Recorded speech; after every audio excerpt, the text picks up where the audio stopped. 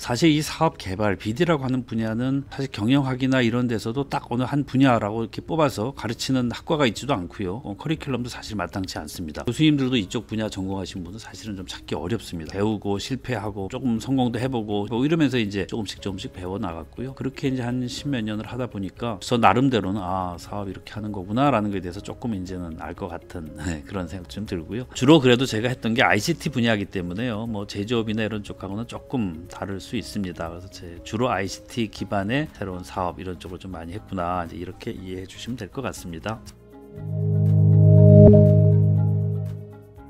세상 모든 것들이 다 연결되기 시작하고 단지 ICT가 아니라 물리학, 디지털, 생물학 이런 모든 것들이 다 바뀐다. 그래서 어마어마한 세상이 바뀔 것이다. 시대적 담론을 하나 크게 만들어준 거죠. 그래서 그거를 한 단어로 하면 뭐야? 라고 얘기했을 때 4차 산업혁명은 디지털 트랜스포메이션이 아닐까라고 현재는 추정합니다. 이런 세상에서 뭐 기업들은 항상 늘 그랬죠. 혁신하지 않으면 죽는다. 변화하지 않으면 죽는다. 끝없이 혁신을 통해서 재탄생해야 된다라는 거였고요. 그래서 그거를 어떻게 할 거냐? 생존 여부가 BD에 좌우된다, 이렇게 이해를 합니다. 이런 조직 없는데 없어요. 사업 개발, 사업 기획, 신사업 뭐 이런 이름은 다 다르죠. 다들 새로운 사업이나 기존 사업을 뭔가 변화시키거나 리모델링하거나 혁신하거나 하는 노력이 없는 회사 있나요? 모든 조직은 살아남기 위해서 또 성장하기 위해서 새로운 비즈니스 또는 기존 사업의 진화 이런 것들을 열심히 노력하고 있고, 그게 다른 말로 하면 BD, 비즈니스 디벨롭먼트라고 하고 그것이 좌우한다, 이렇게 이해하시면 됩니다. 자, 개념은요,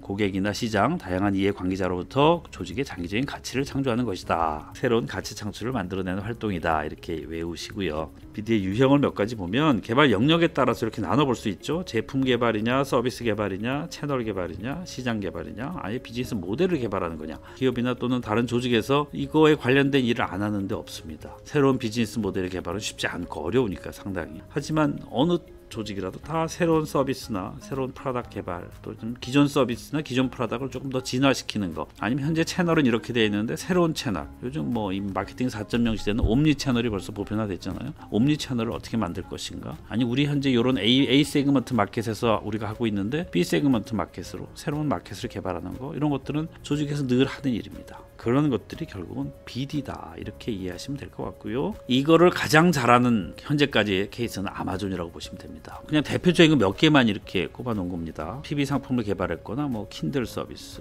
뭐 아마존 고라든가 뭐 심지어 컨텐츠까지도 했죠. 자, 이번에 또 아웃풋에 따른 BD 유형을 한번 볼까요? 아까는 개발 영역에 따른 거였는데요. 비즈니스 프로세스 리스트럭처링 한다. 이미 꽤 오래전에도 BPR이라고 많이 들어보셨죠? 이게 같은 얘기입니다. 비즈니스 프로세스 리엔지니어링 또는 비즈니스 프로세스 리스트럭처링이라는 표현으로 BP를 완전히 좀 바꿔보자, 좀 줄여보자, 뭐 고객 관점에서 어떻게 변경시켜보자, 이런 노력들은 많이 있었습니다. 또 서비타이제이션이라고 그러죠. 프로덕트를 파는 데가 서비스로 어떻게 돈을 벌 수 없을까, 뭐 이런 유형도 있고요. 원타임 팔고 끝나던 곳에서 리커링 비즈니스를 만들어 볼 방법은 없을까, 완전히 새로운 비즈니스 모델링은 어떻게 할까. 이게 어떤 또 BD의 어떤 개념을 이해하는데, 그렇지, 아웃풋에 따라서 이렇게 달라질 수 있지라고 해석을 할 수 있는 영역인 것 같습니다. 비즈니스 프로세스를 완전히 다 재설계해라, 이건 그 전에 있었어요 사실은. 근데 그 전엔 보통 현재 우리의 BP가 10단계였는데 이걸 한 8단계로 줄여보자, 뭐 아니면 현재 리드 타임, 우리 BP를 쭉 따라가면 리드 타임이 뭐 며칠 걸리는데 그 중에 한 10% 정도 단축하면 안 될까? 10% 혁신은 높은 가치로 두고, 이렇게 하고 많이들 했었죠 사실은. 그런데 이 디지털 기술이 나오면서 이게 좀 개념이 바뀌어 버렸어요. 여러분 뭐 이제는 다 벌써 디지털 트윈이라는 개념이 낯설지 않으실 거예요.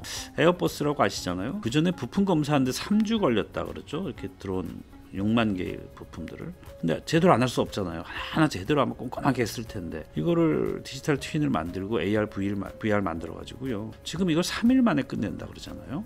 그다음에 서비타이제이션을 가볼까요? 자동차로 유명한 롤스로이스 같은 데가 사실은 자동차 만드는 것보다는 엔진 제조로 더 유명한 회사죠. 그 전에 엔진 만들어서 팔던 회사가 나중에는 엔진 유지보수 서비스 사업자로 변신을. 요금제 자체가 바뀌어버렸습니다.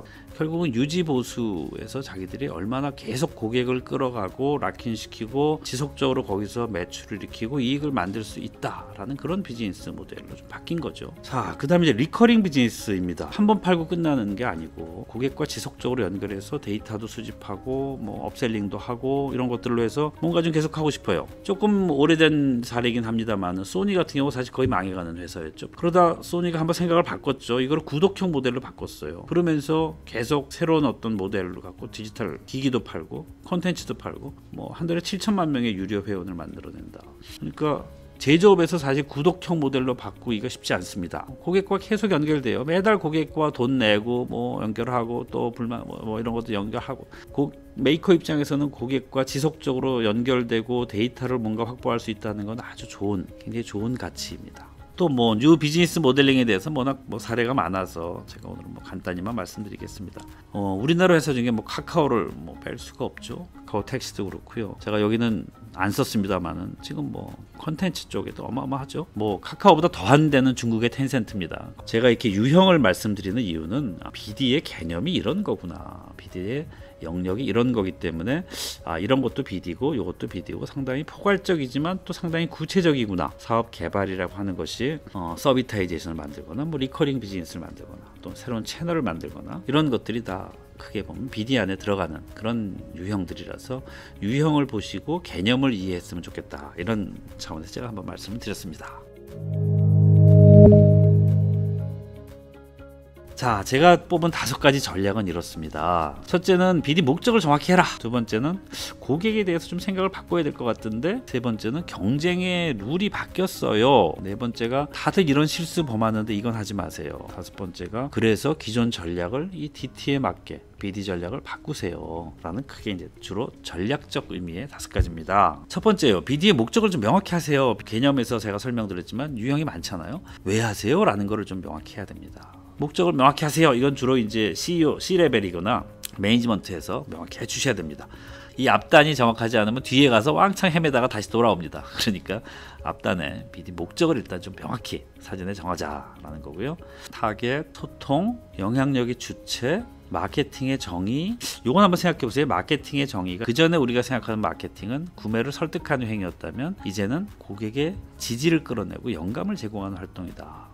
가치 창출의 방향성, 수익 창출의 방법, 구매 고객이 누군가, 고객에 대한 인식을 디지털 시대에 맞게 새로 보셔야 됩니다. 이거 외에도 뭐 많이 있겠죠. 경쟁 전략에 대해서 좀 생각을 바꾸셔야 됩니다. 전에는 경쟁자가 누군지 알았어요. A, B, C 딱 나왔잖아요. 이제는 경쟁자가 분명하지 않습니다. 갑자기 엉뚱한 데서 툭툭 튀어나옵니다. 이것도 한번 생각해 볼 만하죠. 그전에는 이렇게 공존하거나 과점이 가능했는데 이제는 위너 택시 올, 그냥 승자가 싹 다 가져가 버리는 뭐 이런 세상이 일부 나타나고 있죠. 게임의 룰 자체가 우리가 상식적으로 그전에 알고 있던 경쟁의 룰하고 지금 디지털 시대의 경쟁의 룰은 좀 달라졌다. 조금 더 그 아래 레벨의 전술을 5가지를 한번 봅시다. 저는 이렇게 정리했습니다. 특히 저는 이제 데이터에 대한 얘기, 그다음에 UX, 연결성, BP를 어떻게 바꿀 것인가, 마케팅 4.0, 이렇게 한 5가지 정도를 저는 꼽아봤습니다.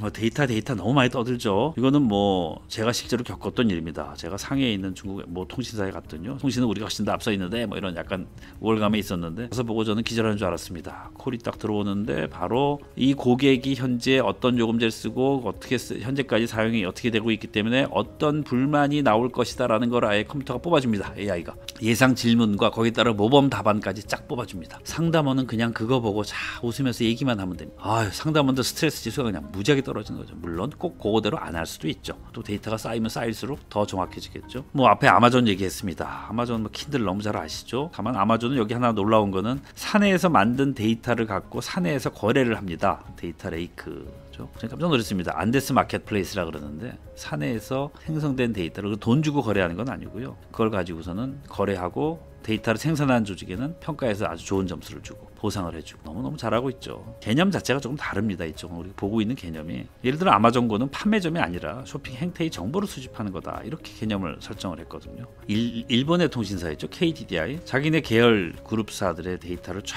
모아가지고요, DB 통합해가지고 고객 통합 플랫폼을 만들어서 고객에 대한 이해를 아주 높였습니다. 그 다음에 데이터 비즈니스를 전담하는 회사를 아예 만들었어요. 슈퍼십이라는 회사죠. 뭐 우리나라의 데이터의 모든 데이터는 카드사와 통신사가 갖고 제일 많잖아요. 뭐 신한카드도 뭐 이런 거 갖고 소상공인들한테, 가맹점들한테 이런 것들을 도와주는 데이터를 가지고요. 샤오미는 휴대폰을 만들기 전에 먼저 고객과의 소통하는 플랫폼부터 먼저 만들었습니다. 그거 만들어 놓고 휴대폰 개발 들어갔고요. 그 다음에 매주 일주일에 한 번씩 고객들과의 소통의 장에서 올라온 고객의 의견을 그대로 반영했습니다. 그래서 일주일 후에 바꿉니다. 생각의 차이가 좀 달라요. 우리 휴대폰 만들고 어떻게 하면 고객하고 상담할까 이렇게 생각하는데요. 샤오미는 고객과 어떻게 소통할까, 고객을 어떻게 혁신할까, 고객에게서 뭘 받아낼 수 있을까, 고객의 의견을 어떻게 반영할까, 그걸 먼저 만들고 그 다음에 제품을 만듭니다. 자, 또 하나는 이제 시청자 참여형 영화 블랙미러죠. 우리가 만드는 드라마나 영화를 보통은 저쪽에서 만든 걸 일방적으로 쭉 받아보잖아요. 그런데 이 영화는요, 스토리가 중간에 계속 바뀝니다. 내가 어떻게 결정하냐에 따라서 이걸로 갈 거냐 저걸로 갈 거냐, 억셉트 할 거냐 리퓨스 할 거냐를 고객이 계속 선택합니다. 선택하면서 결론이 달라지고 이야기 전개도 바뀝니다. 고객 경험, 고객의 참여를 일방적으로 그냥 받아들이는 게 아니고 내가 이렇게 선택하면 이렇게 바뀌어. 물론 뭐 이 영화가 대박을 치지 못했습니다만은 우리가 봐야 될 포인트는 UX, 시청자의 참여를 가장 수동적인, 가장 리액티브 할 것 같은 이런 컨텐츠에서도 고객의 참여를 이렇게 바뀔 수 있구나. 지금의 DT 시대 BD에서 정말 놓쳐서는 안 되는 게요, 연결성입니다. 연결을 어떻게 할 것인가. 뭐 사용자 연결, 기능적 연결, 제품 연결, 뭐 이런 이제 이론들이 있습니다만은 유형이 조금씩 다 다르죠. 많은 성공한 기업의 핵심 전략인 사용자를 어떻게 연결할 것인가가 들어 있습니다. 우리의 유저들을 어떻게 연결할 것인가. 단순하게 어떻게 연결할 것인가가 아니고 연결해서 어떤 가치를 추가로 만들어낼 것인가. 자, 그 다음에 BP에 대한 제가 오늘은 사례를 그냥 B2B 사업에서 파이프라인 사례만 말씀을 드릴 건데요. 보통 영업 대표들 또는 영업 사원들 PC나 휴대폰이나 머릿속에 되게 있죠. B2B 사업 하는 분들은 리드 단계부터 시작해가지고 쭉 가는 게 있는데, 파이프라인이라고 하는 건 보통 이렇게 여기 나와 있는 5가지의 목적입니다. 관리하고 적기에 지원해주고 수주 매출 예측하고 생산성 높이고 테리토리를 빈틈없이 잘 관리하고, 이런 매니지먼트 툴이죠. 그래서 세계적인 기업, 세일스포스닷컴이나 오라클이나 이런 데서 많이들 제공을 하고 있죠. 많은 기업들이 이 파이프라인을 제대로 운영하고 관리하고 있나? B2B 사업하는 쪽에서요. 그렇지 않은 데가 워낙 많습니다. 이게 아직까지도. 아니면 좀 수준이 조금 낮거나, 하버드에서 조사에 바에 의하면 파이프라인 관리 수준에 따라서 매출 성장률의 차이가 나더라. 또 실제로 어떤 회사들은 굉장히 수준이 높아지더라. 또 어떤 회사들은 이만큼 늘어나더라. 이런 사례들이 있긴 합니다. 저도 B2B 영업을 관리해 봤습니다만은 대개 사후에 관리합니다. 왜 안 됐어? 이거 난리가 나죠. 안 된 이유 분석하고 어쩌고 막 왕창 깨지고 이렇게 됩니다. 그런데 이 디지털화된 파이프라인 시스템을 잘 만들어서 운영을 하고 하면은요, 기회가 아직 살아있는 상태에서 볼 수 있습니다. 이건 굉장히 중요합니다. 끝난 다음에 얘기하는 게 아니고요, 살아있을 때 관리하고 놓치지 않고 지원해서 어떻게 하든지 성공률을 높인다. 전에는 한계 비용 갖고 어떻게 누가 유리하냐 이런 거 따졌잖아요. 이제는 제러미 리프킨 같은 사람은 한계 비용이 제로다 이렇게까지 극단적으로 얘기를 할 정도로, 힐튼하고 에어비앤비를 비교하면 이건 얘기가 달라져 버리죠. 자, 그 전에 여러분들 4P라고 다 하셨잖아요. 4P 믹스를 통해서 최적의 밸류 프로포션을 뽑자. 그게 마케팅의 어찌 보면 핵심이었는데, 이제는 4C의 믹스다라고 표현을 하기도 합니다. 조금 개념은 비슷하면서 조금 다르긴 합니다만, 그만큼 세상이 바뀌었고 마케팅도 그 전에 하던 방식대로 하면 안 된다라는 얘기를 하고 싶은 겁니다.